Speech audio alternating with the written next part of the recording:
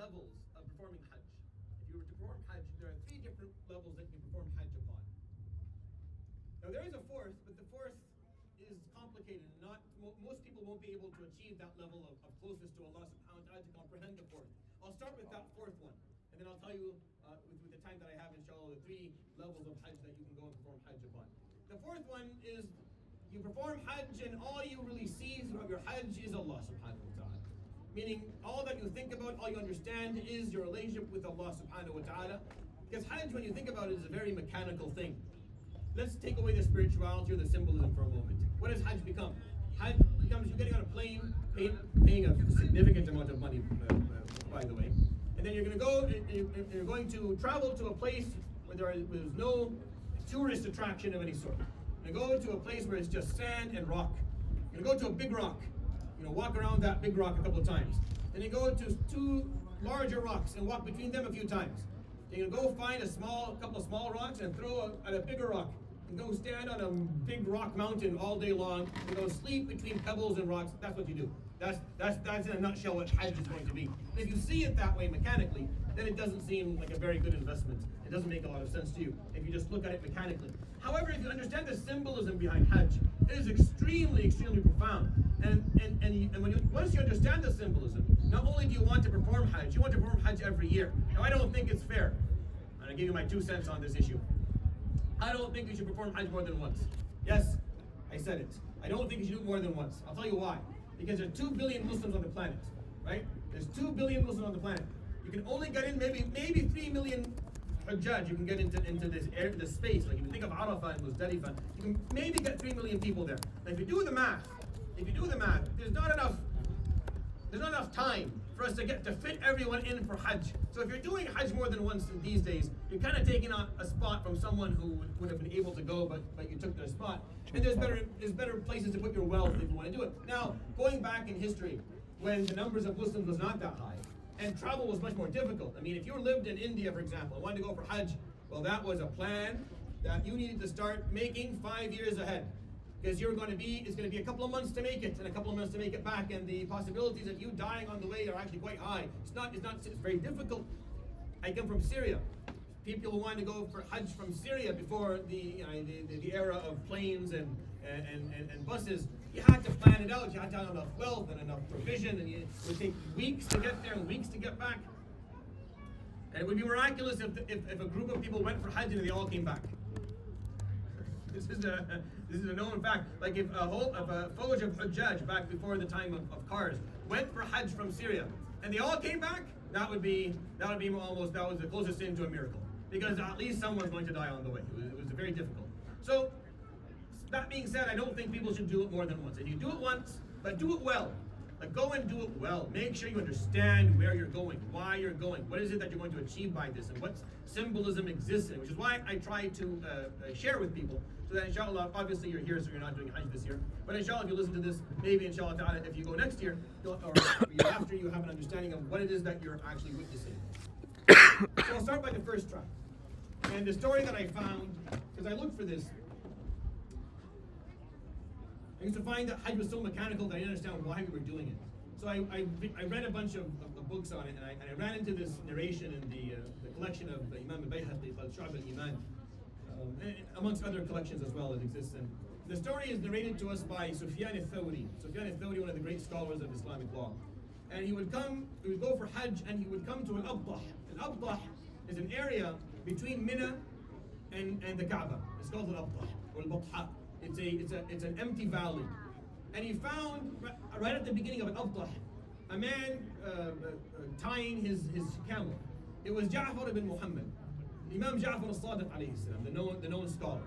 So for Sufyan al-Thawri, radiallahu anhu, this was a big deal. He ran into Imam Ja'far, one of the descendants of the Prophet alayhi salatu wasalam, one of the most knowledgeable people of that time by far. So he ran into him, and he had this question he always wanted to ask. And he asked him, he said, Ya Imam, لماذا كانت عرفة خارج حدود الحرم?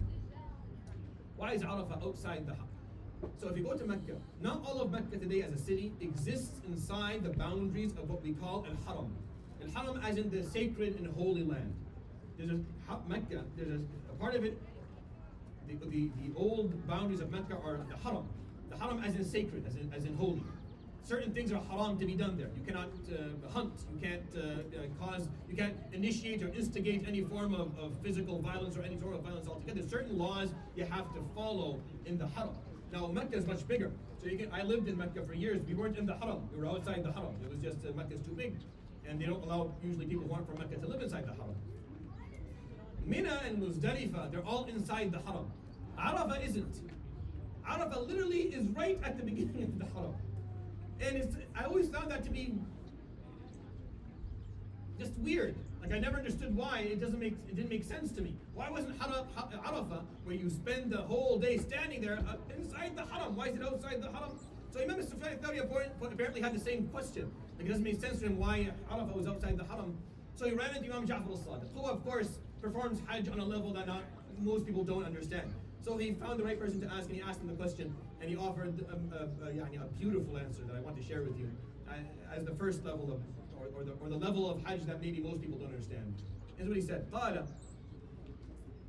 لما كان الحرم بيته لما كانت الكعبة بيته, when the Kaaba is his house, كان الحرم حجابه, then the haram, the area of the haram that is outside the Kaaba, that holy land, is the hijab. The hijab is the waiting space. Hijab is a barrier. It's a little bit of a barrier. It's like if you have a house, there's the wall, right? And then you have the hosh, you have like an area that's your backyard, and then you have a fence and a door, right? فَكَانَ الْحَرَمُ حِجَابُ, it's like the backyard, the yard. Where's Fayed? Fayed.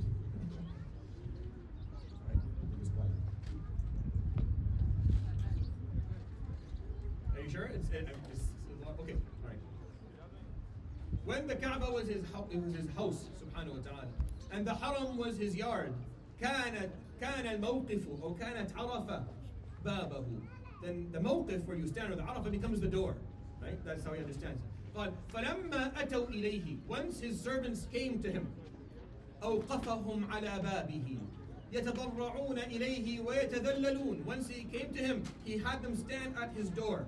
And at his door they supplicated him, and they called upon him, and they put themselves in a state of humility at his door. فَلَمَّا فَعَلُوا ذَلِكَ, once they did that, أَدْخَلَهُمْ إِلَى حِجَابِهِ, he had them enter into the yard. فَأَمَرَهُمْ أَنْ يُقَرِّبُوا قَرَابِينَهum وَأَنْ يَقْضُوا تَفَثَهُم وَأَنْ يُوفُوا نُذُورَهُم. And then he ordered them to enter into the hijab, into the yard after that. And he told them, perform your manasik, perform the rituals. So slaughter your sheep and cut your nails and your hair and throw your jamarat, perform the rituals. فَلَمَّا فَعَلُوا ذَلِكَ طَاعَةً لَهُ. And when they did that in a state of submission to him, أَدْخَلَهُمْ إِلَى بَيْتِهِ, he had them enter into his house. فَدَخَلُوا بَيْتَهُ فقال Imam Sufyan, فَلِمَ إِذَنْ حَرَّمَ عَلَيْهِمْ الصِّيَامِ. Why are the Hujjaj not supposed to mute your fasting today? Why are the Hujjaj not supposed to fast the day of Arafah and the day of Nahr and the days that come later? فقالوا لأنهم لما دخلوا بيته, because once they entered into his house, صاروا ضيوفا عنده, they became his guests. ولا ينبغي للمضيف أن يصوم عند من أضافه. And it's not appropriate for the guest to be fasting while they're in the hospitality of their hosts. And that is how Imam Ja'far understood Hajj. This is how he comprehended it.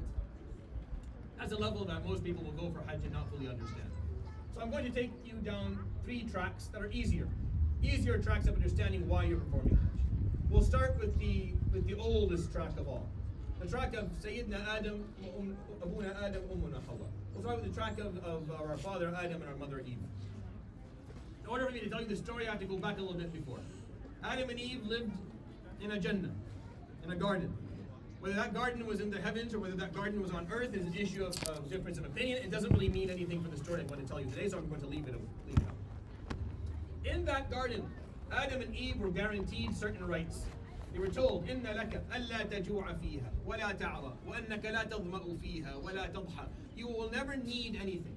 You will never be hungry. You will never be thirsty. You will never be scared. And you'll never be in need of anything. I'll take care of all of your needs. You will die at the end of it. And you are a servant. That's what you are. You're a servant. Adam was new to Adam and to Eve, this whole deal. You're a servant, and at the end you will die. But you live here in this garden, I protect you, I take care of everything for you. Just don't eat from that one tree. Iblis knew the weakness in Adam and Eve's hearts. They knew because Adam didn't like the idea of dying. Adam was okay with everything else, or almost everything else, but dying didn't seem like a good deal. Because it was very nice. The life that he was offered life is beautiful. Right now, and maybe forget about me yelling at you for a few seconds and look around you. You're surrounded by beauty, by majestic beauty that you and I would have no way to ever actually produce. The green and the blue and the air and the life as a simple deal is just absolutely marvelous. It's a beautiful, beautiful thing to experience. And Adam alayhi salam was offered this life. He was offered a life where he was protected. He wasn't going to get severely ill. He wasn't going to be killed by any animal. He was never going to go hungry or thirsty, or he's going to be doing really well. So Adam was like, I don't want to die. Why? I don't want to die. I don't like this dying thing. Why do we have to die? He didn't argue, but he didn't like the idea.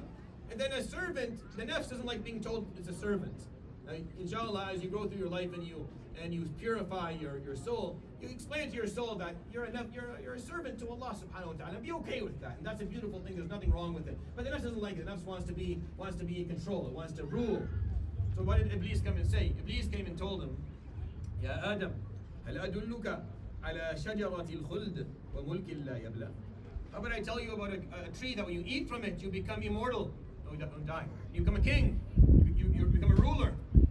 And he came to Adam to the 2 points of weakness. And Adam was like, perfect. This is why I didn't like the idea of being a servant. I didn't want to die. So Adam was still new to the point of being a human being. He's making too much. No? It was new to him. You and I know Iblis is there. You know Iblis is giving us bad thoughts and bad ideas. So we know to fight him back. Adam was too new to him. And he was still raw as a human being. So once Iblis offered this idea to him, he couldn't help himself. He stayed away from the tree for a while, but then he became weak and he tried it out. And at that point, Allah subhanahu wa ta'ala exposed his فَبَدَتْ لَهُمَا سَوْآتُهُمَا, right? وَطَفِقَا يَخْصِفَانِ عَلَيْهِمَا مِنْ وَرَقِ الْجَنَّةِ, and their sawat became apparent to them. It's not the sawat, it's not just the sawat of their appearance, no. It's the sawat of their character that became apparent to them. To Adam and Eve, it wasn't just the awrah that is on their bodies, no. It was the awrah of their character, of their ethics. That became exposed. The weakness inside of them, the lack of discipline, the lack of ability to be obedient, to be submit to Allah subhanahu wa ta'ala, to listen, to learn, to hold themselves back from something they know is not helpful. That became apparent to them. And Allah told them, leave the garden now.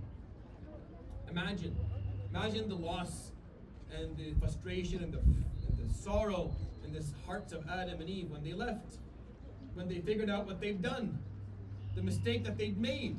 They've lost everything. They were offered, Allah sent them up to nature. Here, go try nature. See how nature treats you. Once they're left to nature, nature is not fun. Nature is extremely brutal.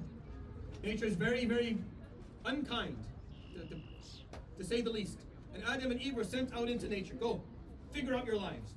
So they went, and it was difficult for them to do that. So they fought and they quarreled, and they parted ways for a while, and they lost each other.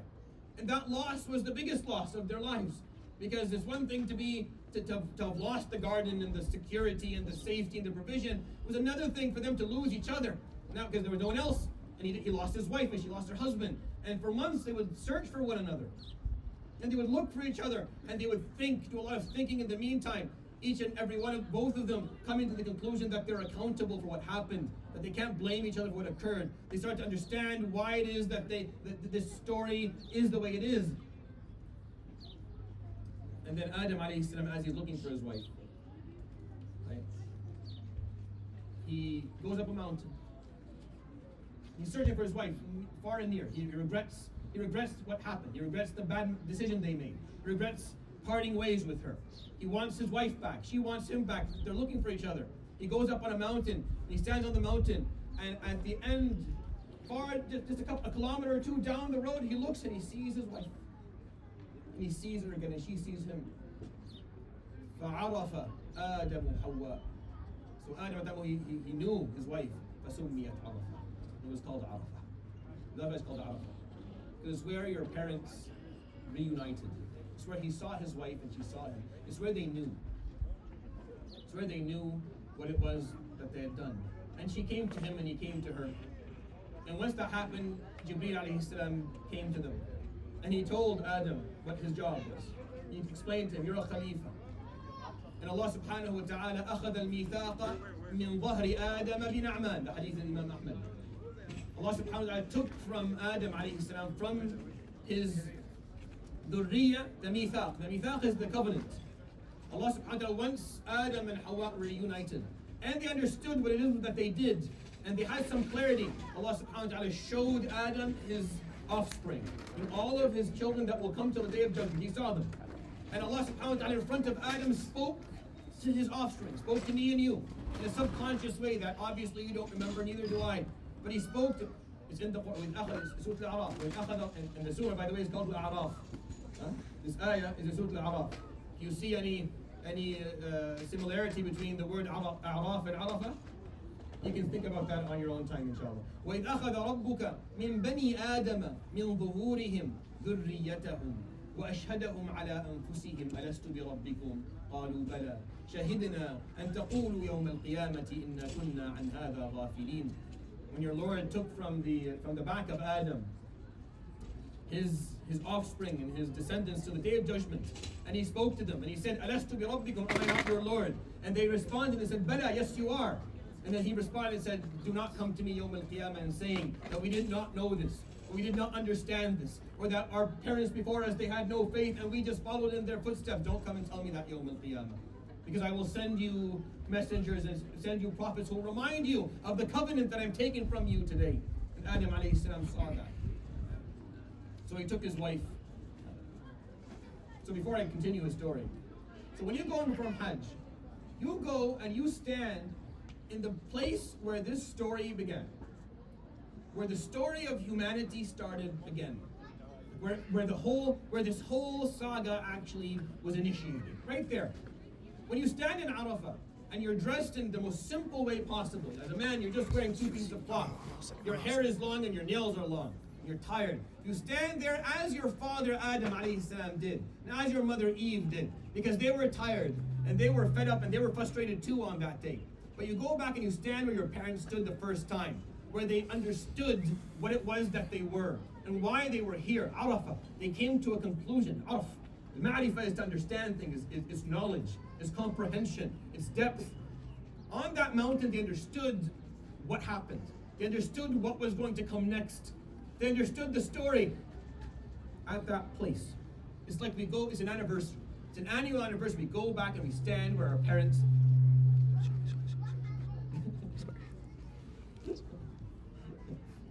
It's like if you lost, I'm gonna give you an example. If you lost a father or a mother, someone you loved dearly, and you knew that every year they went to the same spot, for example, and had some ritual, or had some ceremony that they did, or a piece of clothing, or something they enjoyed doing on a daily basis. You start doing these things or going to those places, not because they mean anything to you, but because they remind you of something that you love. And they remind you of a legacy that you want to carry. If there was someone, a teacher in your life, or a scholar, or someone that you looked up to that did a lot for you, and you know that this is where they were buried, or this is where they used to go, or this is the place they used to serve, or that was a chair they used to sit on, or that's the jacket they used to wear, it becomes meaningful to you. Like it's something that it has sentimental value to you. And you'll use it, you'll anchor yourself through it. You'll use it as an anchor to continue to be someone who lives up to that example. Adam alayhi salam and Hawa, they never sinned again. They sinned only once. And you can't hold them accountable for that one sin because they didn't know what was going on yet. For them, the whole story of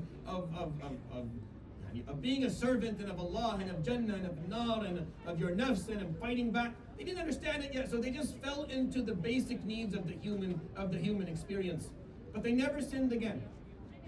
And the moment of Arafah is the moment where they figured out what they were going to be. So we go back there every year, we stand there, and we turn to Allah subhanahu wa ta'ala and we ask Him to teach us as He taught them. And we ask Allah to grant us the knowledge that He granted them. It's a reunion. It's a family reunion. See, when you look around you right now, you see people from different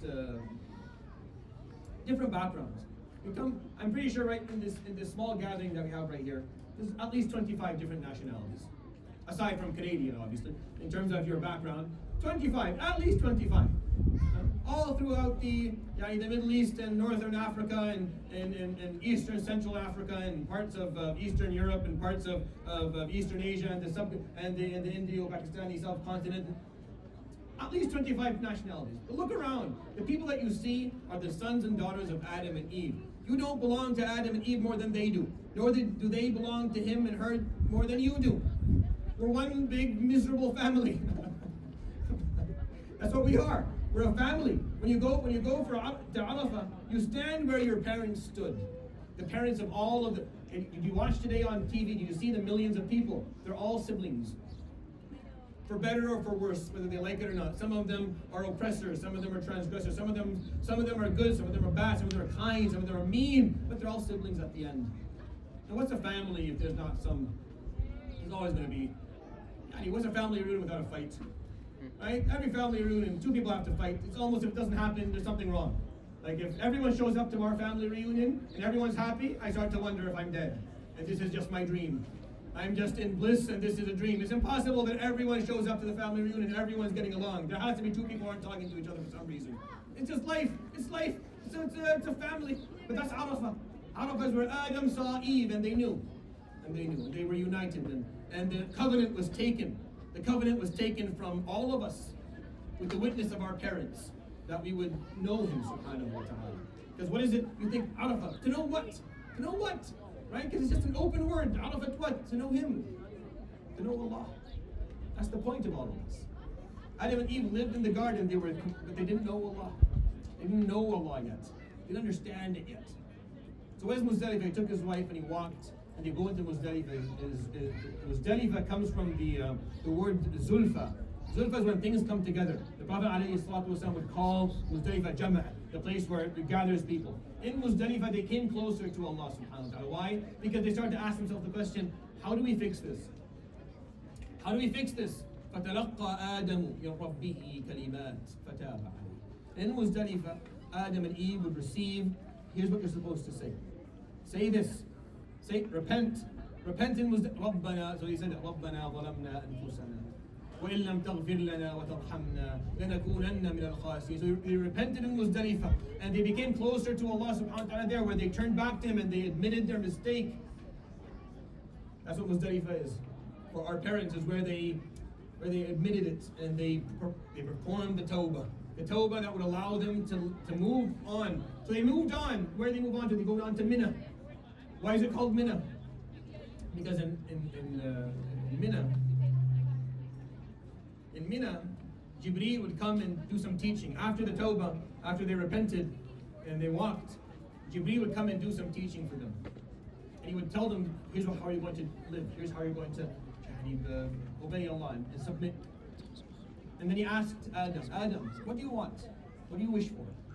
Mina is it comes from Umniya. Umniya is a wish, is when you wish something. Mina is plural, is a plural of that. So he asked Adam, what do you wish for? ماذا تتمنى يا آدم؟ فقال آدم أتمنى الجنة. I hope for Jannah. I hope for reward. فسميت Mina. It was called Mina because of Adam's hope of going back to Jannah. Because he was broken-hearted, Adam, and so was Eve. That they made a mistake that caused them to be outcasted from it. They wanted to go back. So once Jibreel explained to them what it was that was going to happen, they had the intention of being better.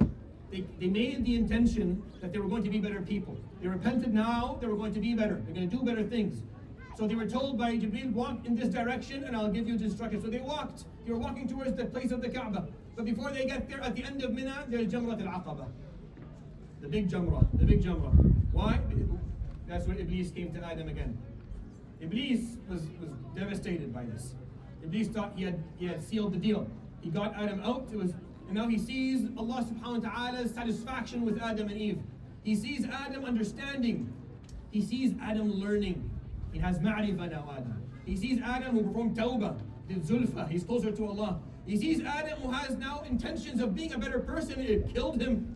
He was devastated. So he came to Adam trying to get him to do something different. So Adam threw rocks at Iblis until Iblis disappeared. They picked up the rocks and they kept on throwing it at Iblis until they weren't going to be fooled again. Adam and Eve were not going to be fooled again. And that's why you go and you throw it the day of Eid tomorrow, all the Hujjaj go and they throw Jamrat al-Aqaba. They do that because Adam alayhi salam did that first. And they keep on walking and they come to the area of what today is Mecca, or where the masjid.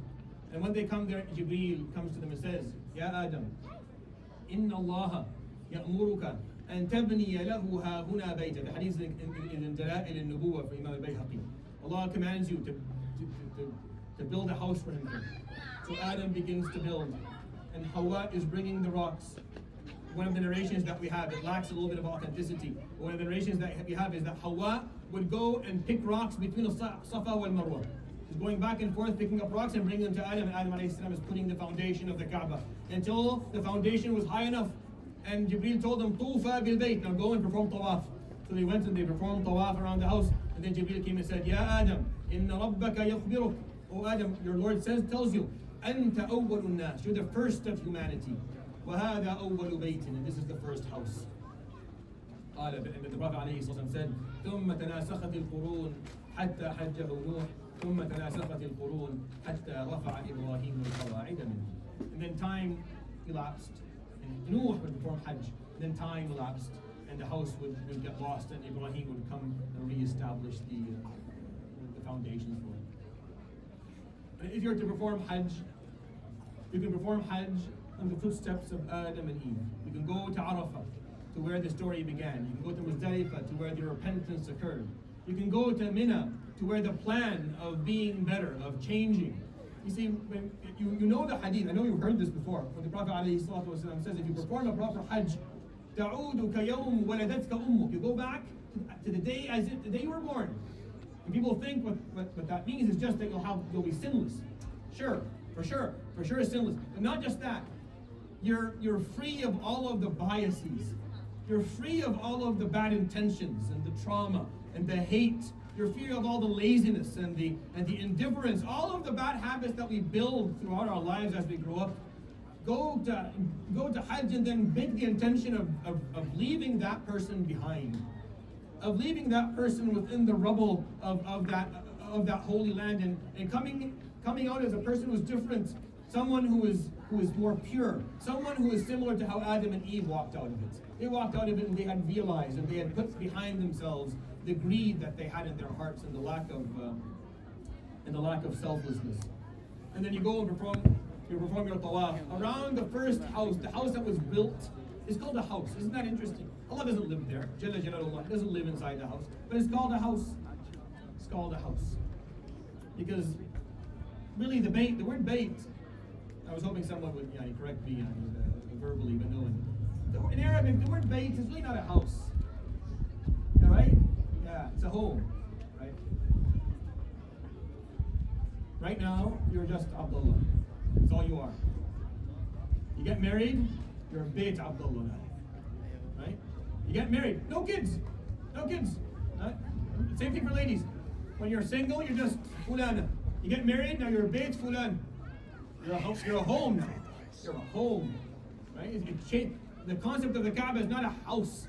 It's not a house because you need to live inside a house. You can live in a tent, yeah, you'd be happy in a tent. You'd be happy in a box if you could afford a big enough one. It's the concept of a home. It's a home. It's where you all come back to. It's the place where you belong. This is where you belong. You go there because that's where you belong. All along, that's always where you belong. The home that Allah subhanahu put for us. You go and perform tawaf around that. You walk where your mother walked as she prepared that home for you. She picked the rocks there to make the home. So you go walk in her footsteps because that's what she used to build your home. Tell me anything that could be more sentimental for a human being understanding the symbolism than that. That's the first level of Hajj. You perform Hajj on the footsteps of Adam and Eve. The second level of Hajj. You perform Hajj in the footsteps of Ibrahim and his wife and his son. You see how things are growing? The first level of Hajj, which is very difficult, is when you Hajj and all you see is Allah subhanahu wa ta'ala. That's for the Arifin. That's for the ulama al-ameen. That's for the people of status that I am not of. But then the first level is just Adam and Eve, just two people. Just a couple. And then the second level is the family. Ibrahim, his wife, and his son. And then the third level of Hajj is the level of Hajj of the Prophet ﷺ and his companions. It wasn't the Prophet and his family, it was the Prophet and his nation. It was Muhammad ﷺ and the Ummah. from a couple to a family to a nation of people. This is the levels of Hajj. The second level is the level of Ibrahim. Everyone here is much more comfortable with that one than the one of Adam and Eve, I'm pretty sure. Pretty sure you're more comfortable with that one because we all know the stories of Ibrahim alayhi salam regarding the Kaaba. But let me bring this a little bit closer to you. Arafah and Muzdalifah and Mina for Ibrahim alayhi salam is a little bit different than it was for Adam and Eve. Ibrahim alayhi salam would come and visit his family, his wife and his son, from Palestine, from Al-Khalil, multiple times a year. He would come every couple of months and visit them. So the time... we have time. So the time for the story of Arafah and the story of Al-Hajj, he came with a very unpleasant piece of news. Ismail alayhi salam at the time was in his early teens. The ayah says, فَلَمَّا بَلَغَ مَعَهُ السَّعْيِ, when he was able to do sa'i with him. See, your son in your life goes through 4 stages. The first one, تَحْمِلُهُ, you carry him. The second one, يَسْعَى مَعَكَ, he works with you. The third one, يَتْرُكُكَ, he leaves you, he lives on his own. And the fourth one, يَحْمِلُكَ, he comes back to carry you in your old age. These are the four stages that you have with your son. When they're children, you have to take care of them. You have to carry them around because they're useless and they're just a burden. But then they get a bit older, they can go with you. I had to do something, he can come and help me. He actually is helpful. And then they get old to the point, like me, they leave their parents and go live on their own. Right? And then if they're a good son, they'll come back and carry their parents when they're old and they need someone to help them. So Ismail was at that second level, where he could help his father. That's a time where a father is very happy to see their son, because he's grown up, he has some muscle, he has a mustache now, a little bit of facial hair, he can do stuff, he's useful. It's a time where a father looks at his son and feels proud of what he has. He saw in his dream in Khalil, over in Palestine, he saw in his dream multiple times that he was slaughtering his son. He knew what that meant. He was devastated, but he knew what he had to do. He got on the buraq and he was taken down to the mountain. He's coming to look for his son. He finds Ismail alayhi salam. He finds him. Where do you find him? Based on the story that I'm telling you, where do you think he's going to find him? He finds him in Arafah. He comes to him in Arafah and he tells him, Ya bunayya, inni ara fil manami anni adbahuk. Oh my son, I see in my dream that I'm slaughtering you. Ismail knew what that meant. فانظر ماذا ترى. Tell me, what do you see? What do you think we should do? قال يا أبت افعل ما تؤمر. Oh my father, do that which you are commanded to do. ستجدني إن شاء الله من الصابرين. You'll find me amongst those who have perseverance and patience. They both came to the conclusion of what was going to happen. They both knew what was going to come next in Arafah. The ma'rifah for them happened there. The acknowledgement from Ibrahim of the next step and the acknowledgement of Ismail of what was going. Imagine how. What Ismail alayhi salam had to say yes to is absolutely unimaginable. Absolutely unimaginable what Ismail had to say. They do studies on prison inmates who are on death row, and they look at their psychological swings or their and you're fine until there's a week left. They're fine until there's a week left, and then when there's 2 days or 3 days, and then the last day gets really, really difficult to comprehend your own death, like to accept. Like if you're sick, you don't know exactly what's going to happen. When you're told at 7 a.m. this day you're going to lose your life, it's very hard for the human mind to kind of accept that. I almost feel like it's inhumane to put people on these death rows for years and years and years. Either do it if someone deserves, either execute right then and there, or just it's too much time. Ismail had to wrap his head around the fact that he was going to die. So his father he and his father, they start walking, and they walk into Muzdalifah. And in Muzdalifah is where the falamma aslama, is where they fully submitted, is where the only way in life that you can fully accept death, you can accept akhirah, you can accept all of these things, is you have to go into a state of full submission. You just have to let go. There's a part of you that just has to let go of something. It is hard to do it, but once you do it, you live better. Like once you stop holding on to things you can't hold on to and you just let go, you just feel better. You'll still be ambitious and you'll still be very cautious and you'll take care of your family and you won't waste your money or you won't waste, but there's a piece of you that just stops holding on to the finite. Understanding that there's something beyond it. It's like, when they play curling, You see that game, the game they play with like two guys who are, I don't know what they do exactly, but the guy, I always watch the guy, and the guy who's playing the game, he kind of glides in, and then at some point he just lets it go. Well, that's what they had to do. They had to come to a point, both of them, where they let go. فَلَمَّا أَسْلَمَا, the surah, that happened in Muzdalifah, where they came the closest they ever were to Allah. Another reason why it was called Muzdalifah is because who also joined them? Who came close to them at that point? There's a missing person in the story. The mother. Imagine Hajar alayhi salam listening to this. Imagine this. Her husband is away the majority of the year, doing God knows what over in Palestine, leaving her and her son for the whole year. And the time he comes, he's going to come and slaughter her only son. Imagine Hajar's affection towards her husband Ibrahim at that moment. What type of husband? I don't see you for 4 months and now you're going to come and slaughter our son. Allah take al-afi. Wallahi jazaka barakallah. Isn't this amazing? You leave me here years ago and I take care of your son and I'm going to come and slaughter him. Not a word. Alayhi salam, not a word. She understands, she walks with them. And the three of them walk. The three of them walk in Muzdalifah in a state of full submission. That's what Muzdalifah was to them. A state of complete submission to Allah. They come to Mina, where the manhal is. Manhal is where the slaughtering area was. He was told, Ibrahim was told to slaughter Ismail at the manhal, so that they would have this walk. So that you would go and have this walk too. They're walking. And Iblis comes 3 times. Iblis cannot understand how this is working. To Iblis, this is unimaginable. Because there's a piece of the story that we accept and don't think about. I'm going to ask you to think about. What wisdom is there in Ibrahim slaughtering a 13 or 14-year-old boy? Go ahead. What possible good reason is there for a father to slaughter his own son? Right?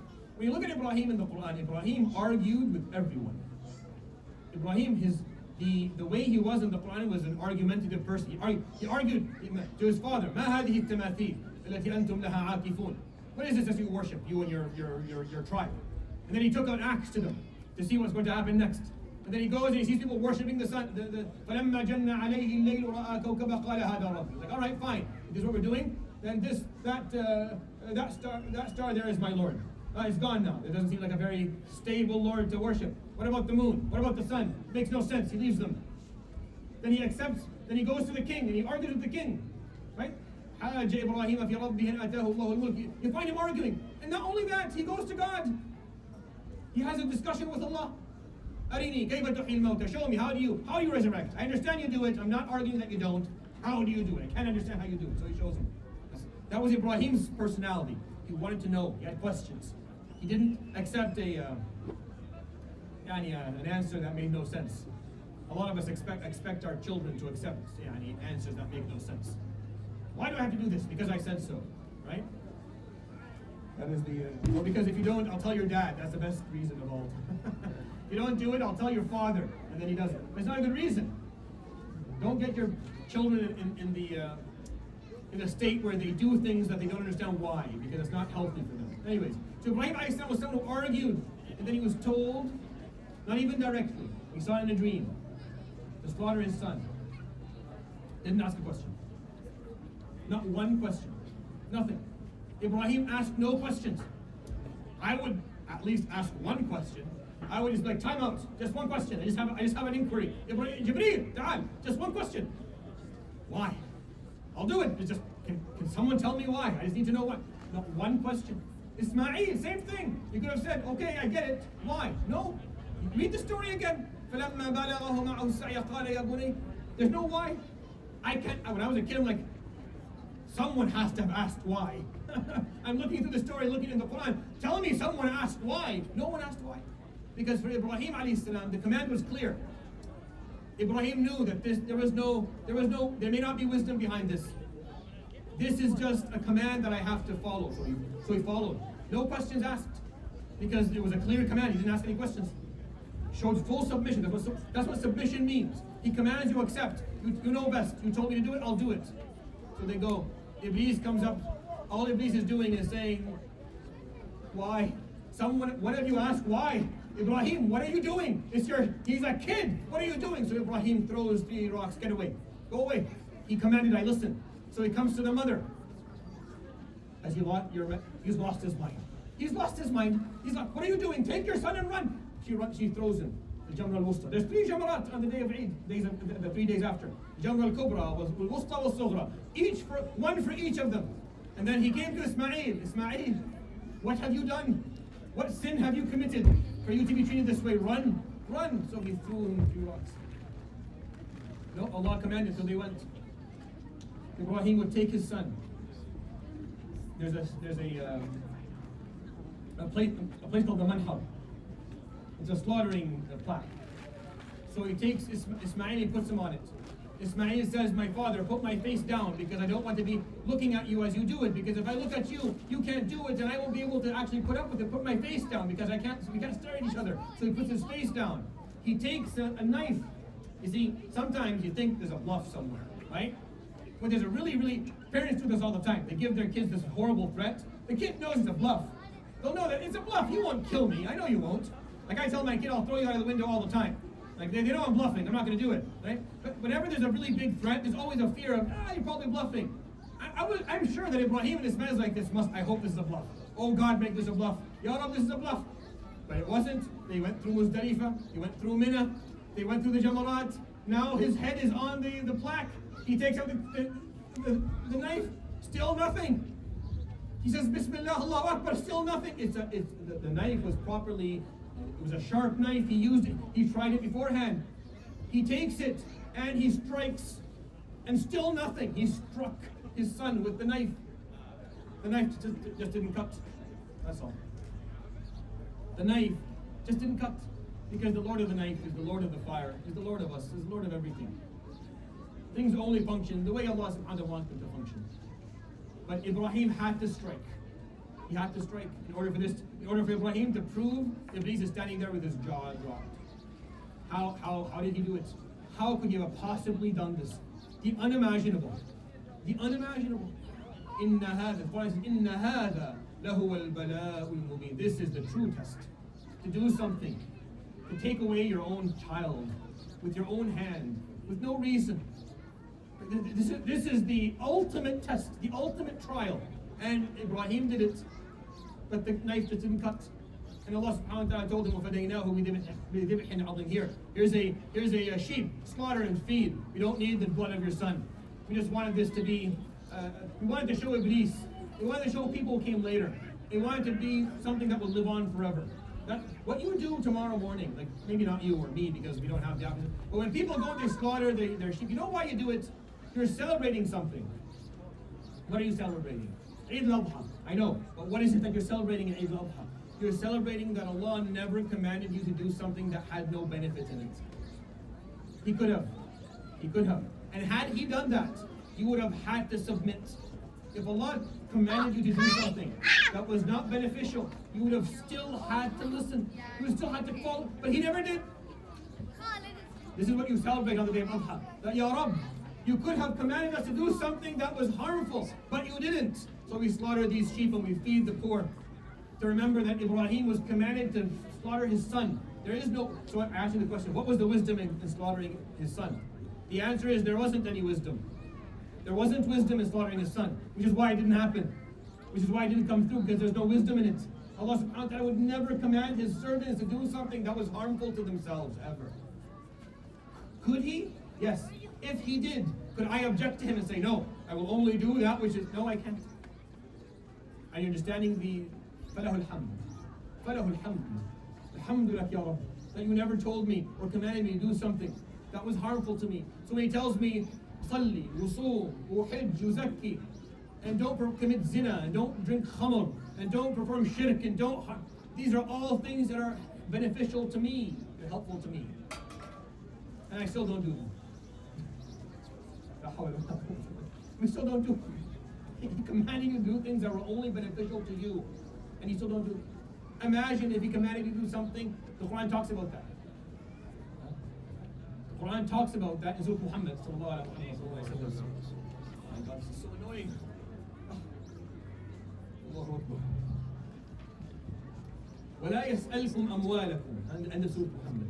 ولا يسألكم أموالكم إن يسألكموها فيحفكم تبخلوا ويخرج أضغانكم ها أنتم هؤلاء تدعون لتنفقوا في سبيل الله فمنكم من يبخل ومن يبخل فإنما يبخل عن نفسه والله الغني وأنتم الفقراء وإن تتولوا يستبدل قوما غيركم ثم لا يكونوا أمثالكم.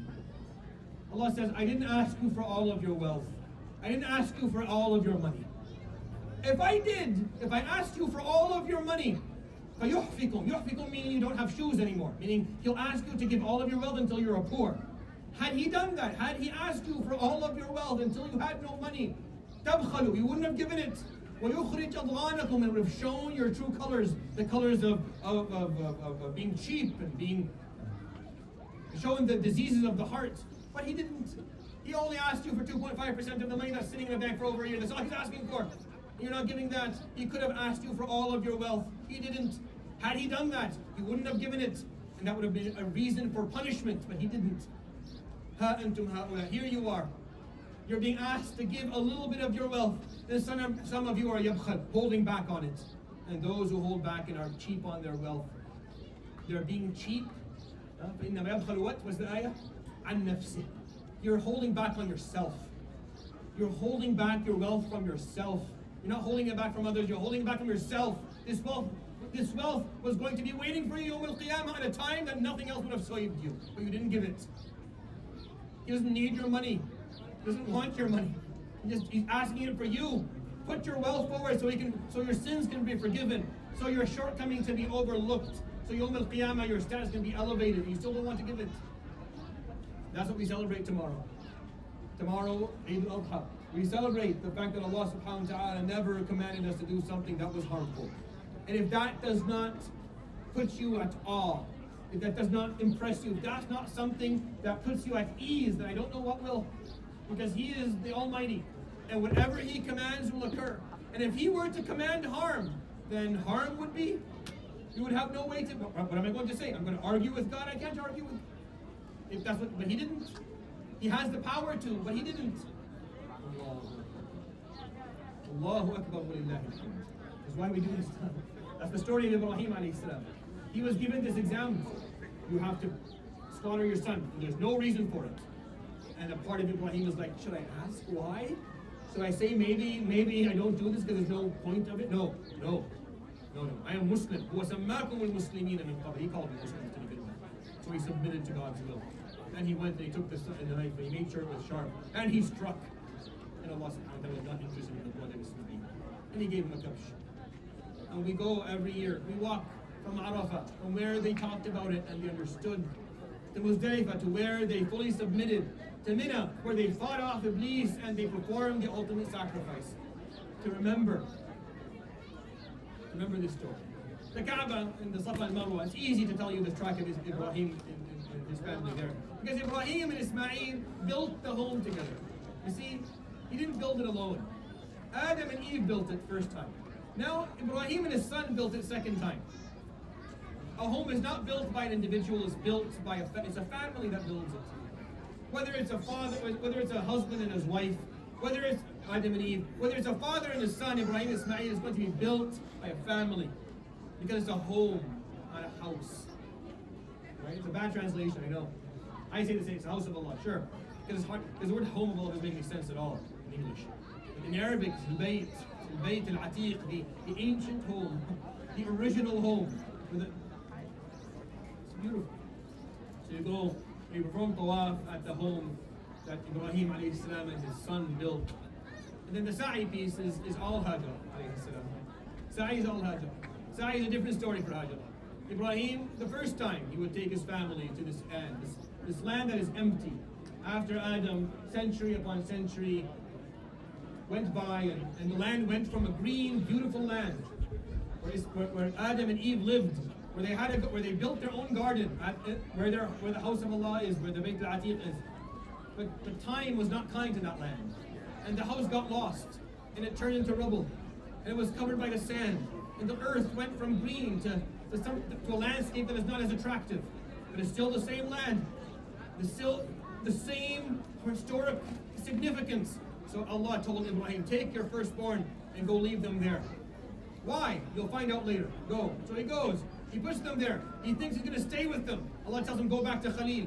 Go back to Al-Khalid. And my kids, go back. So Ibrahim walks away, tears in his eyes. It's his wife, it's his son. His son is still a few days old. Hajar is sitting there carrying her son. She has a small container of water, and that's it. She watches her husband walk away. What are you doing? Hey, where are you going? Ibrahim, he doesn't answer. Ibrahim, where are you going? He doesn't answer. Ibrahim, where are you going? He doesn't answer.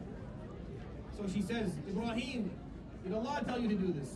So he turns back and he gives an expression as in yes.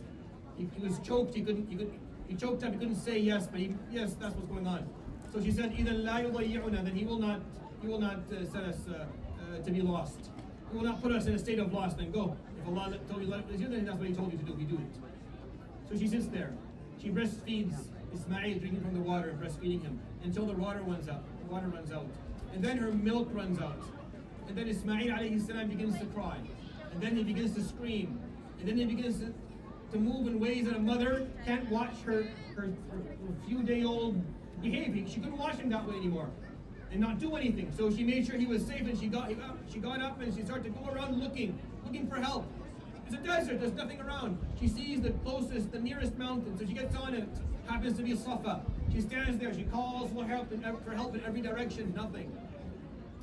So she sees another mountain. She'll go call from there, so she goes down. As she goes down, she keeps her eye on her son. And then she comes to an area where she can't see him anymore, so she runs. So when you go to Sa'i, you'll see the green lights and you run like she did. She runs so she can make sure she keeps him in her eyesight, in her vision. She gets to the top of Marwa, and then she calls in every direction. She does that 7 times. 7 times, she goes back and forth calling for help. The final time on the Marwa, when she stands there, she calls for help. She hears a sound that is for sure someone being present. She heard a sound and someone was there. So she said, قَدْ أَسْمَعْتَ, whoever it is, you've made yourself heard, I hear you. إِن كَانَ عِنْدَكَ غِوَاث, do you have something to feed me? Do you have something to help us? But she doesn't know where the sound is coming from. She's just calling out. She knows someone's there. She looks, she sees Jibreel alayhi salam. Jibreel is right where Ismail is. She gets scared, she doesn't know what that is. But Jibreel, when he puts his wing up, instead of hitting Ismail, he hits the ground right in front of Ismail's feet. And water starts to bubble from the ground. And Jibreel leaves.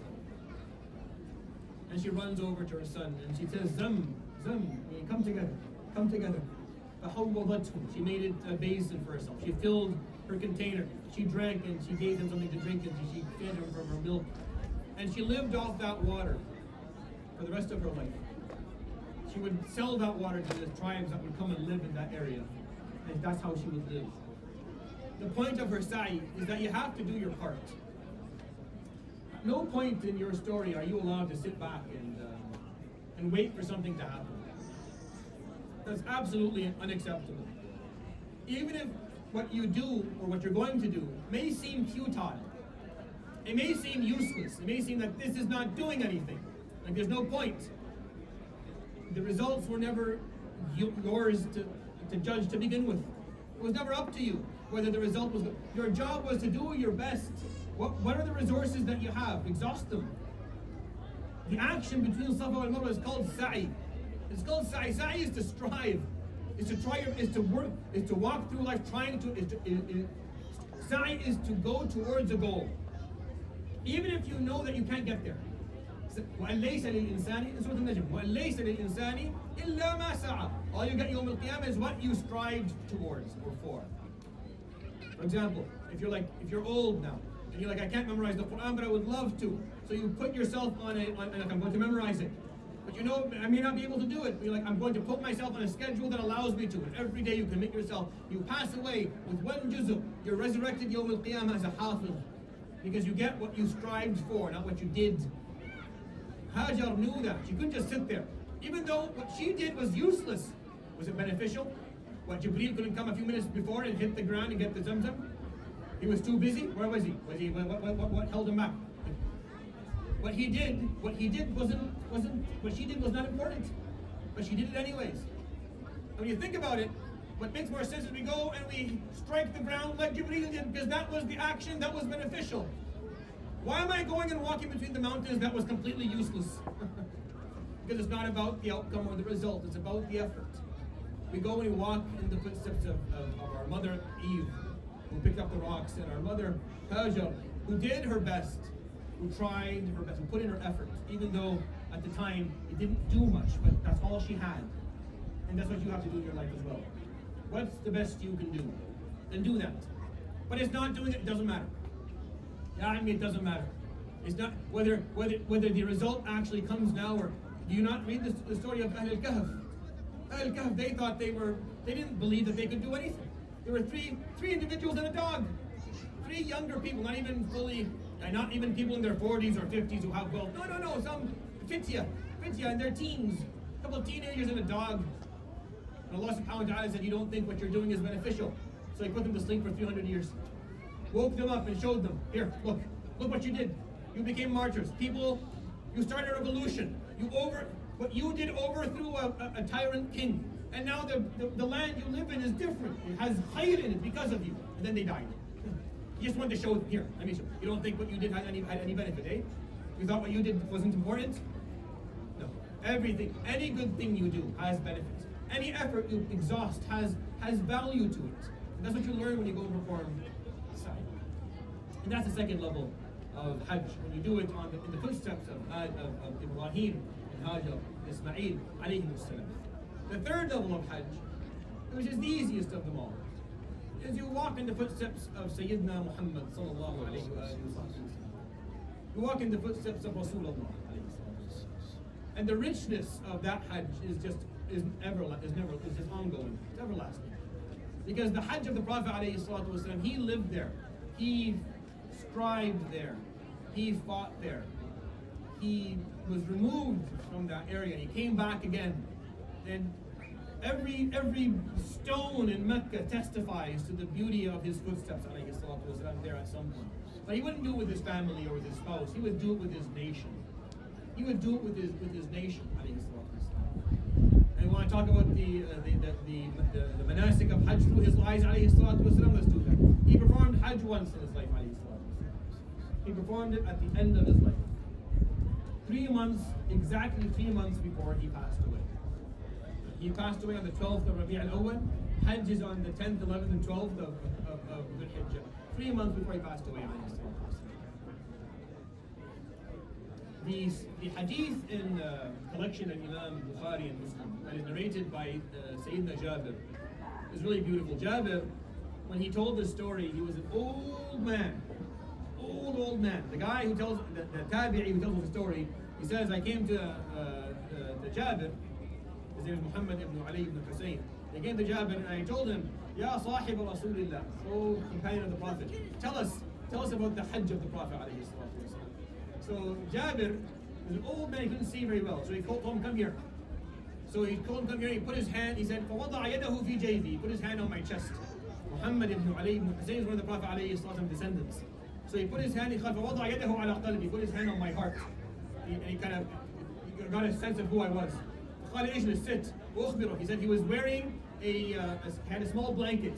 Whenever he covered his shoulders, his feet would be apparent. Whenever he covered his feet, his shoulders would be apparent. He was old, he was very small. The hadith is 4.5 pages long in Sahih Muslim.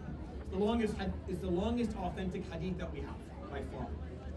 It's really, really beautiful. Because Jabir just tells you about it. I'm going to tell you the beginning of it because I don't think we have enough time to go through the whole thing. Actually, we do. I think we do. I'll tell you the beginning of it. قال مكث رسول الله صلى الله عليه وسلم 9 سنين لم يحج. He made 9. Jabir like this, he made 9. 9 سنين. فلما كانت السنة العاشرة, once the 10th year came along, which is the last year of his life, أذن مؤذن أن رسول الله صلى الله عليه وآله وسلم حاج. Someone called upon the tribe of the Prophet عليه الصلاة والسلام to perform a Hajj this year. قال فقدم المدينة بشر كثير. So people started to come from everywhere. كلهم يرجو أن يأتم برسول الله. All were hoping that they can go on a Hajj with the Prophet عليه الصلاة والسلام, be with him. فيفعلون مثل فعله. So they can do exactly what he did. قال فمضى النبي صلى الله عليه وسلم بالبشر. He went on Hajj with 100,000 people. No Hajj historically prior to that moment had seen those numbers. Like Mecca had never seen that number before historically. This was the busiest Hajj they had ever seen in the history of Hajj. Those who did not accept Islam to that moment accepted Islam because of the majesty of what they saw, because of what they witnessed that day was way too much for the mind of someone who lived in the 7th century to understand. To see 100,000 people outside of war? No. Go back and read. Go back to Wikipedia. Put the 7th century and read events that occurred. 100,000 people outside of a battlefield where people are slaughtering each other? No. There's 100,000 people walking peacefully. Men dressed in white, women dressed in black. قال فأتى ذا الحليفة صلى الله عليه وسلم فصلى بالناس ثم أحرم. Then Hulayfa, the Khalifa, is a place where you perform ihram, where you put your ihram on, if you're coming from Medina. So the Prophet ﷺ prayed there, got his ihram on, got on his camel, al-Qaswa, the famous camel. He got on her, and then they started moving. Jabir, at a moment, he pauses, like the story says, نظرت فإذا رسول الله صلى الله عليه وسلم على ناقته. I saw the Prophet ﷺ sitting on his she-camel. وبين يديه مد بصري بين ماش وراكب. And in front of him, as far as my eye can see, people walking or on an animal. وعن يمينه, and on his right side, مثل ذلك. وعن يساره مثل ذلك. ومن خلفه مثل ذلك. And on his right side, as far as my eye can see, and on his left side, and behind him, as far as my eye can see, people. كلهم يلتمس شيئا من رسول الله. All of them hoping they get something from him, all of them hoping at some point they can get close enough and maybe touch him, or speak to him, or learn something from him, or hear him speak, everyone, I always say this, I'm a broken record at this point during the time of Hajj. You have to get another imam during the times of Hajj to talk about stuff. I repeat myself too many times. I always say that if Allah subhanahu wa ta'ala gets us across the finish line later on, what I want to go back to this. Out of all of the moments of his life, I really want to witness his Hajj. I just want to witness, because I'm sure you would see something in his eyes, a certain a depth, a profoundness of gratitude, a profoundness of humbleness, of closeness, that I don't think existed in the heart or the eyes of any other living human being historically. ﷺ is making his way back to Mecca after 20 years. 20 years. He's going to go and stand on a mountain and speak to people. After 20 years before that, he stood on a mountain and spoke to people. His own uncle. His own uncle cursed him out. He stood alone. He was kicked out alone, alayhi salatu wasalam. 20 years later, he comes back, and people are in every direction as far as the eye can see. He comes to Arafah. He stands on the mountain and he names it. And he calls it Jabal al-Rahmah, the Mount of Mercy. The Mount of Compassion. I can't help but to... when you decide to take a trip, you want to go, be a tourist, where do you go? You go to places where there's a waterfall, where there's a lot of green and red and yellow and purple and all these colors. You go to a place where there's a beautiful landscape or some wonder of the world.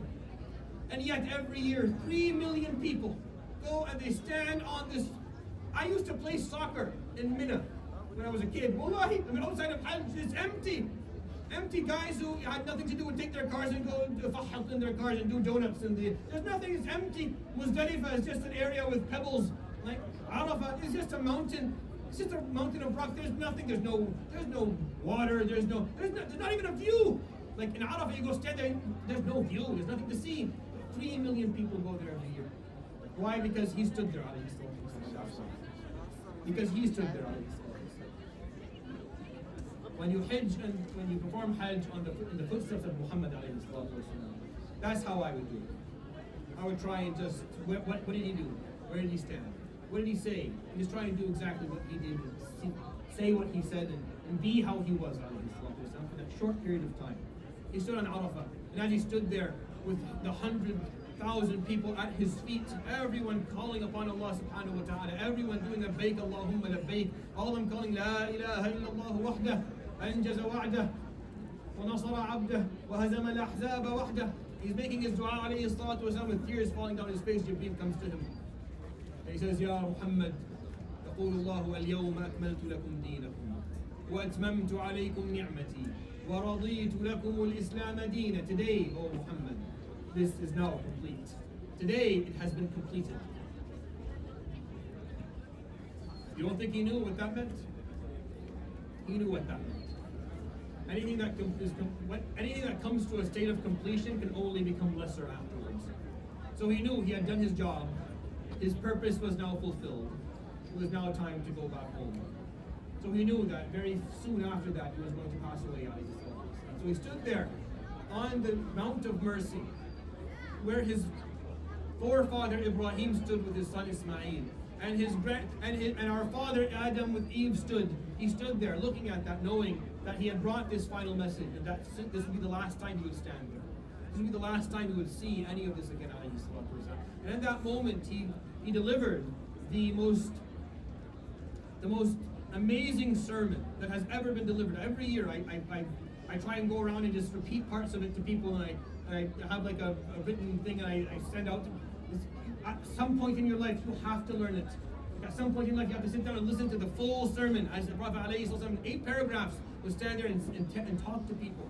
And amongst the things, and I shared some of these things on Friday, so I'll spare you the repetitiveness of it. But I'll tell you the last thing he said on that thing, as he spoke to people, 100,000 people. Yet he would say the words, and then 2 people on horseback would have to gallop into the crowd to repeat it time and time again, because at the end of each paragraph there's a question and they had to answer. Have I conveyed the message? They would say, Allahumma na'am, oh Allah, by Allah, yes you have. He would say, Allahumma fashal, oh Allah, be my witness. At the end of that, the Prophet the last paragraph of his sermon, he would say, alayhi salatu wasalam, ayyuhan nas, innakum, ayyuhan nas, ballighu anni, فرب مبلغ أوعى لمقالتي من سامع ورب حامل فقه إلى من هو أفقه منه. Oh people, take this message and spread it, because you never know. There may be someone who receives the message later but understands it more than the person who actually received it themselves.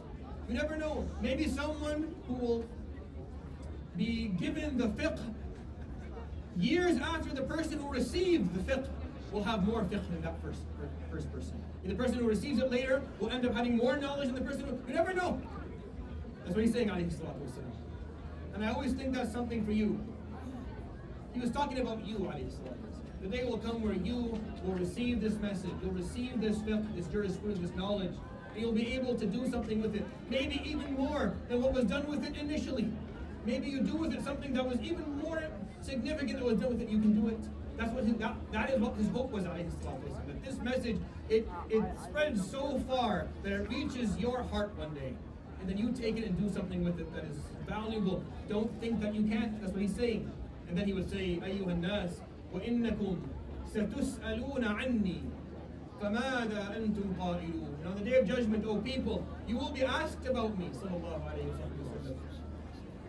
We're going to be asked about you. What are we going to be asked about? We're going to be asked about us. You're the one who's going to be asked about us, whether we did what we were supposed to do or we didn't. How am I going to be asked about you? So he says, this is his fear, alayhi salatu wasalam. And if he is fearful of this, then we have to be fearful of this as well. وَإِنَّكُمْ سَتُسْأَلُونَ عَنِّي. You're going to be asked about me. فَمَا أَنْتُمْ قَائِلُونَ. What will your response be once you're asked about me? And for a few moments, the Sahaba and the people standing there went in complete silence, because they didn't know what to say. What do you mean? And then one person said, نَقُولُ بَلَّغْتَ الرِّسَالَةِ. We'll say that you conveyed the message. And someone else, وَأَدَّيْتَ الْأَمَانَةِ. And you were trustworthy with that which Allah trusted you with, and you gave it to us. وَنَصَحْتَ الْأُمَّةِ. And you stood by the ummah. And they started to say these words, the words that we say today. And then the whole group of people started to yell it out.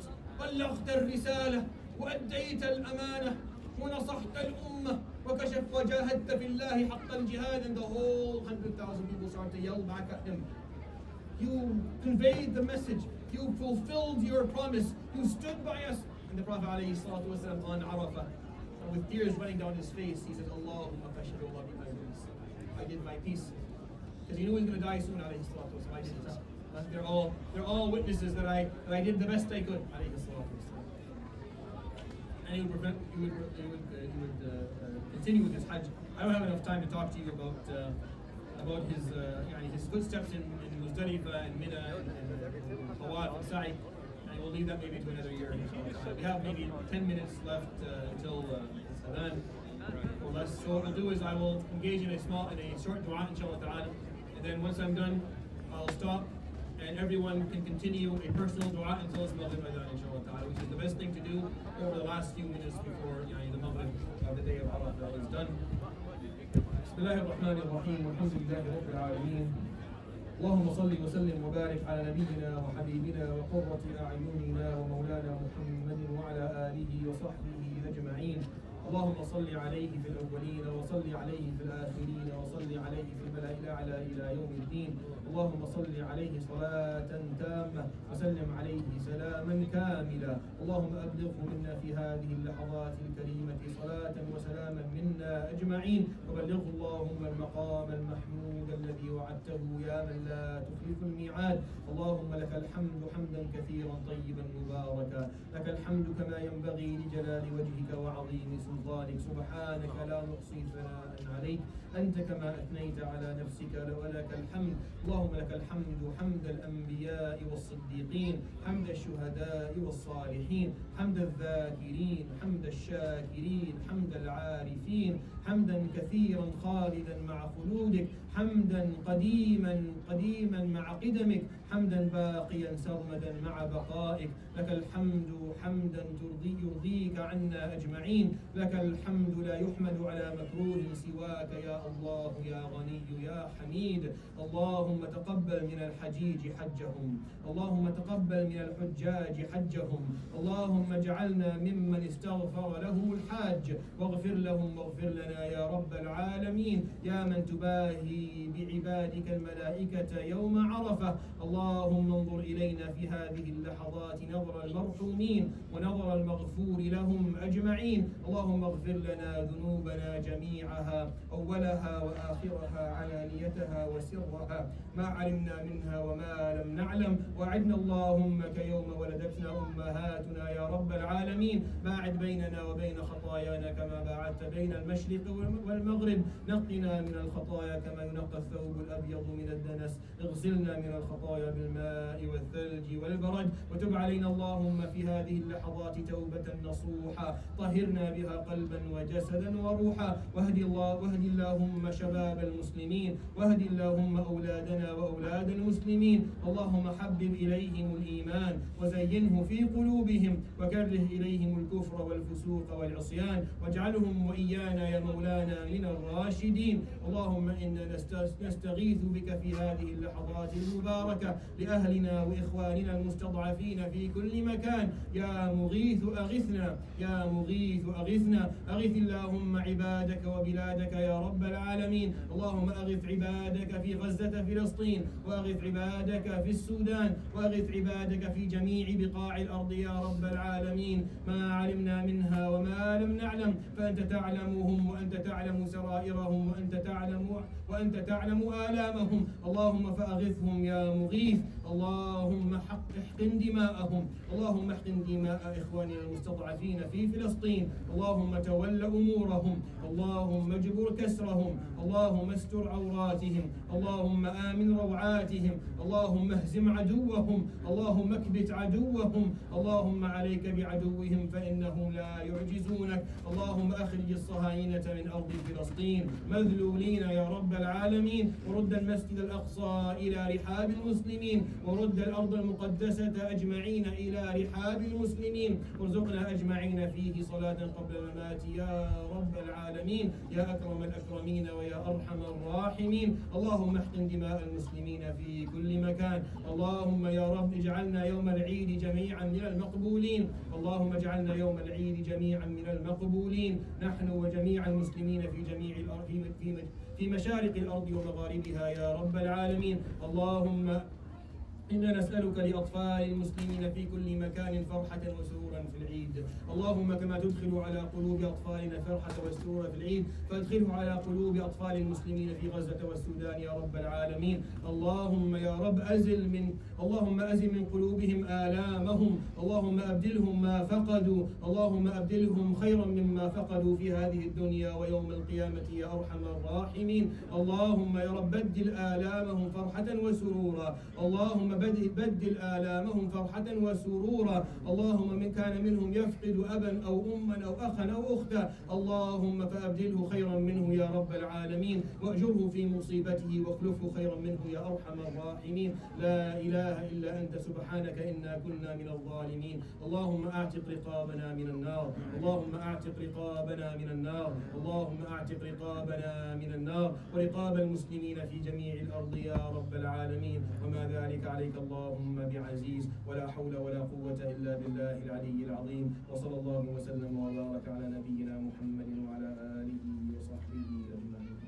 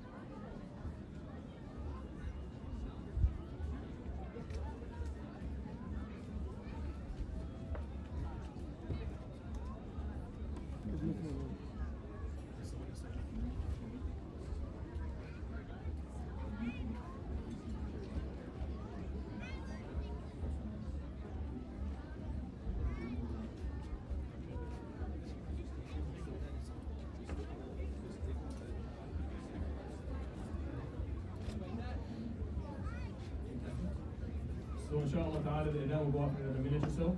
There's a lot of chairs here that aren't filled up. So ask everyone who's standing to please come and fill up the chairs. Even if at the table are people you don't know, you're welcome to sit. Everyone here, inshallah, brothers and sisters, so you're welcome to come and fill up the tables and sit on the chairs. So fill up the chairs, please, after Maghrib, after Salat, we're going to go inside for Salat Maghrib, inshallah, and come out for food. After food is done, there'll be a cahoot for the youth, inshallah, on the inside, about Hajj. There will be some prizes for the kids as well, inshallah ta'ala. I will be going over to the encampment at around 10:15 to 10:30. Those who would like to go and join us there for Salat al-Isha to support the students, they're welcome to do that as well during night time.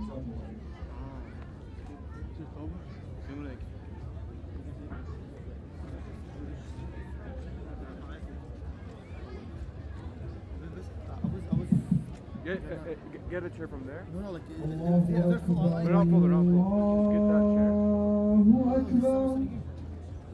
What? I can go over there. It's okay, bro. I'm just saying. Come sit here, but get a chair. Sit there. It's okay.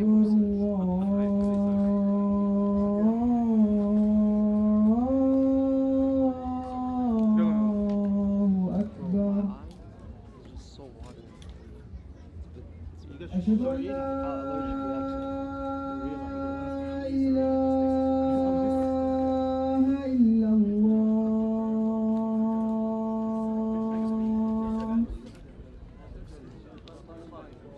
أشهد أن لا إله إلا الله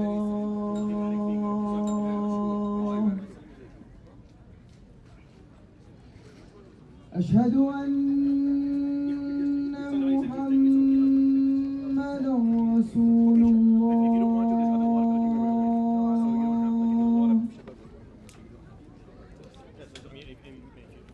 أشهد أن محمدا رسول الله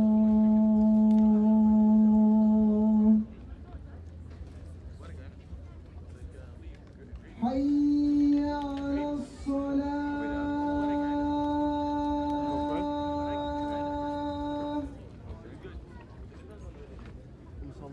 حي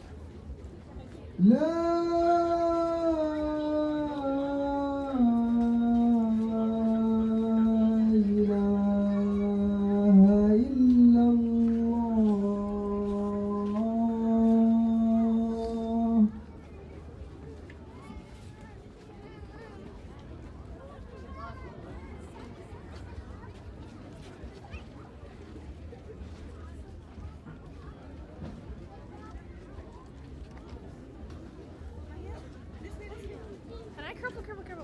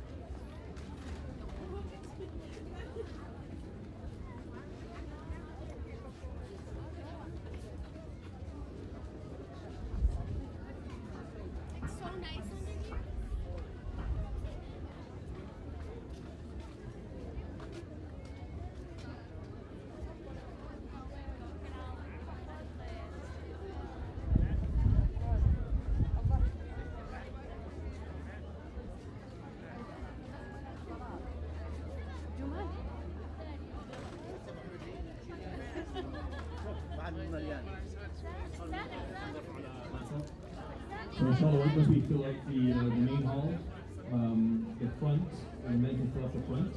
And then if ladies don't have enough space here in the main hall, then they can use the tent as well, inshallah. So the tent and the extension are usable, inshallah. So once we fill up the main hall, the men can go up to the front, and the ladies can start, the men and ladies can both go to the tent, inshallah. There's sound, inshallah, in there.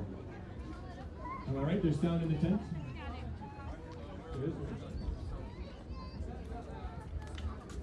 I'm gonna see if they can give us some beer. Yeah, you might not show them these fellow. No, that's not what I'm saying. What? Wait. Is this rice and salad or what? No, it's salad and just salad. Okay, no one needs salad. Yeah. Wait, maybe the ones with the small containers. Yeah, this is all chicken.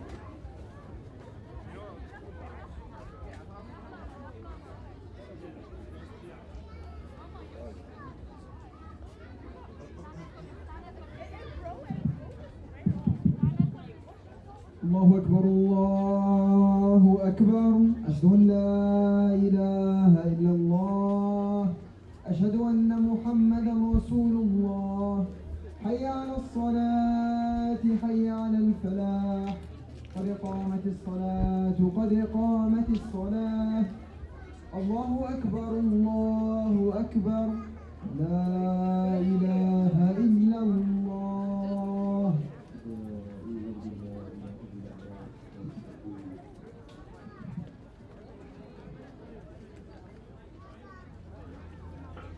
الله أكبر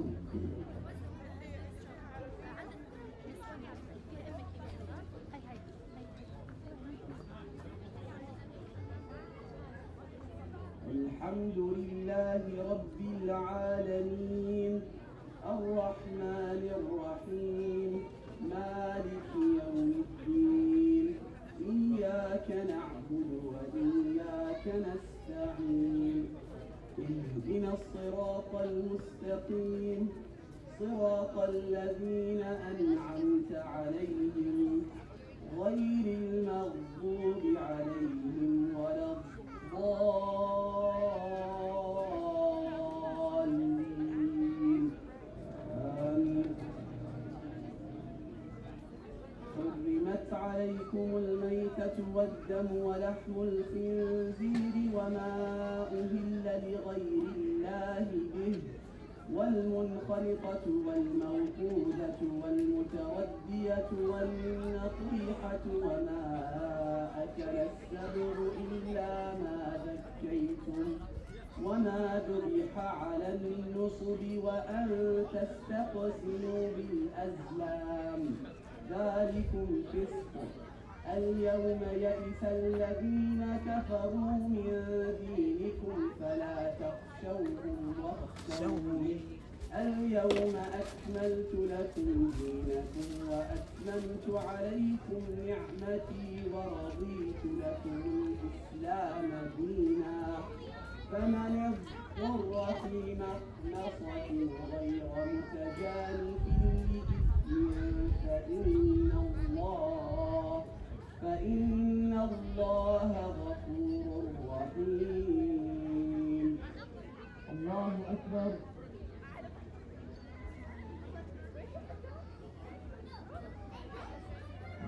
سمع الله لمن حمده. الله أكبر.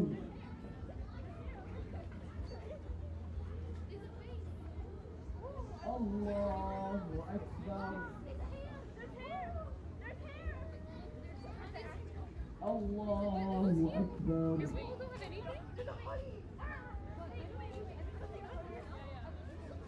الله أكبر. الحمد لله رب العالمين الرحمن الرحيم مالك يوم الدين إياك نعبد وإياك نستعين اهدنا الصراط المستقيم صراط الذين أنعمت عليهم غير المغضوب عليهم ولا الضالين آمين.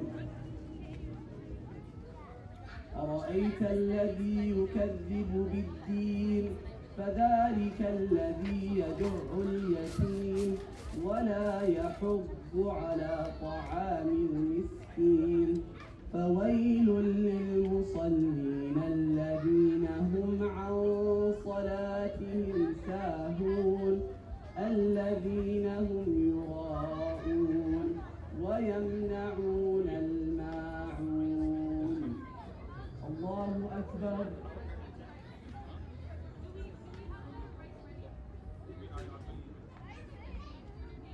سمع الله لمن حمده.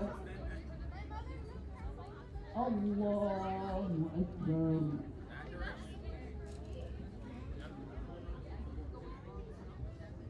الله أكبر.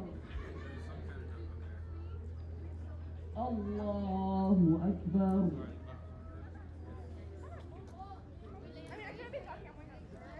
الله أكبر. الله أكبر.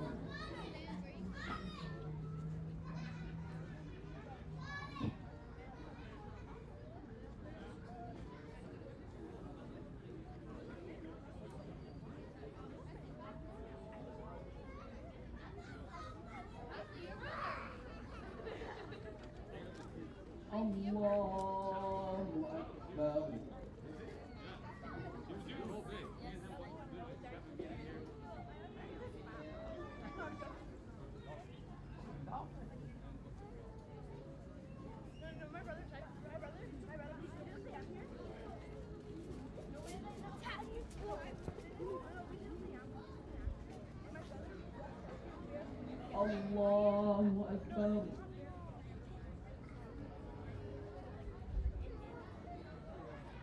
سمع الله لمن حمده. الله أكبر.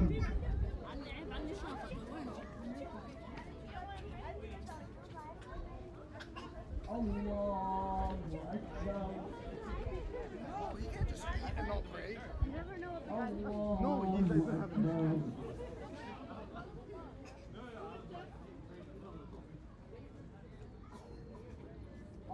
الله أكبر.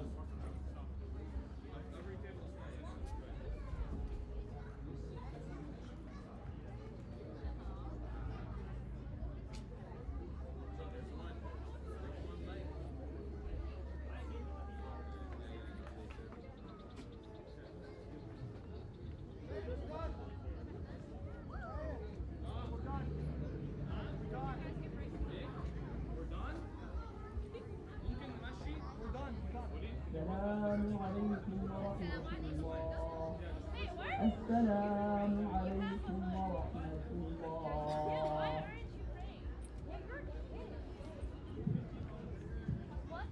الله أكبر الله أكبر الله أكبر لا إله إلا الله الله أكبر ولله الحمد الله أكبر الله أكبر لا إله إلا الله الله أكبر ولله الحمد الله أكبر لا إله إلا الله الله أكبر ولله الحمد.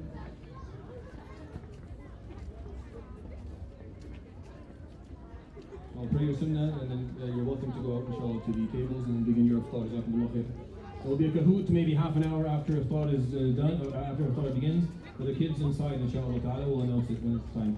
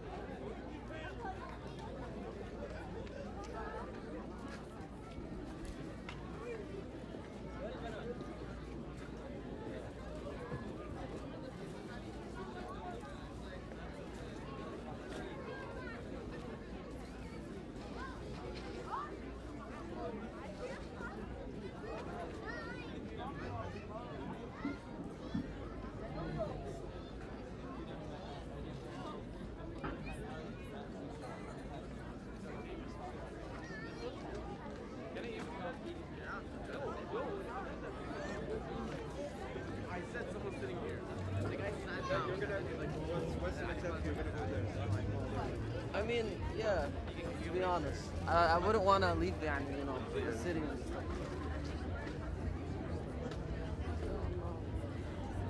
I've done my diploma.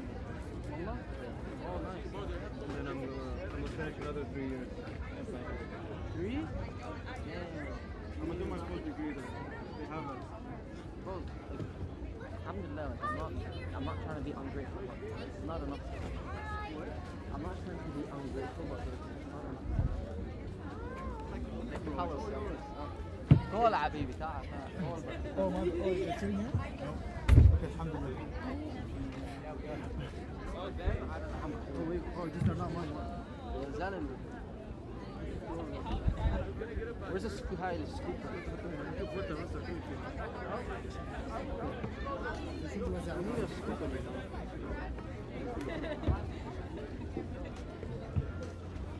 We have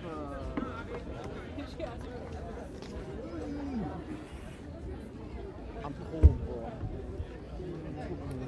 You're cool, bro. You're not cool. I'm freezing, man. No, I'm just calling you cool. You're a cool guy. I'm Like, little cold pumper celebration. how's he do it again? Like this? I don't know how he does it. I forgot how he does it. Ah, bro. Who are you? Have you been watching the Euros or? I haven't watched a single game because I've been busy with it. Bro, I watched the Germany and Scotland. I watched the last, like, half of Germany. I watched Spain and Croatia today and Germany and Scotland yesterday. Bro, it was hilarious. What are you guys looking for?